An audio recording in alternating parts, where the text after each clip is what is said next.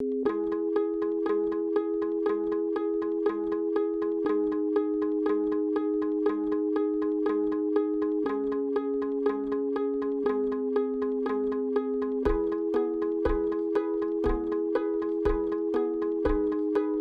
a réalisé un four avec 2 bidons.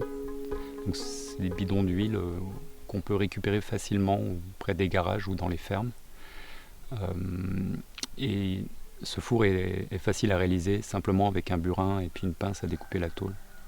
Donc ça veut dire que c'est à notre portée. On n'a pas besoin d'outils spécifiques, etc. pour réaliser ce four. On ouvre un trou pour la cheminée, on le fait aussi avec le burin. Après, la cisaille, elle sert ici à faire des petites languettes, qui permettent de refermer vers l'intérieur pour pouvoir facilement mettre le couvercle dessus. Et la dernière chose qu'il y a à faire, c'est percer des trous en bas qui vont servir pour le tirage. Donc il y a peu d'opérations pour fabriquer le tonneau. Généralement, on utilise une cheminée, on peut utiliser un tuyau de cheminée, mais quand on n'en a pas, comme ici on n'en avait pas, ça c'est 3 bidons d'huile qu'on a décapsulés et qu'on a mis ensemble. Il faut 2 bidons, un bidon de 60 litres et un bidon de 200 litres.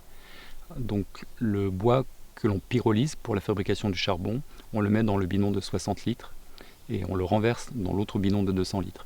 Et entre les deux, dans l'espace qui est entre le bidon de 60 litres et celui de 200 litres, on met du bois qui va servir de bois combustible. Donc on allume ce bois et en chauffant, il chauffe le bidon et le bois qui est à l'intérieur.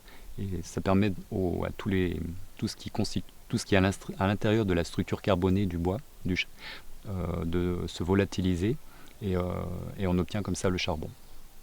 Ça permet de fabriquer des petites quantités de charbon qui peuvent être utilisées dans l'amélioration des sols, ce qu'on appelle le biochar. Donc ce petit fourneau à charbon permet de faire du charbon par pyrolyse. Enfin, c'est une des caractéristiques nécessaires pour que le charbon puisse être intégré au sol et avoir tout son effet sur le sol. Il participe à l'amélioration du sol, à la restauration des sols quand ils sont dégradés.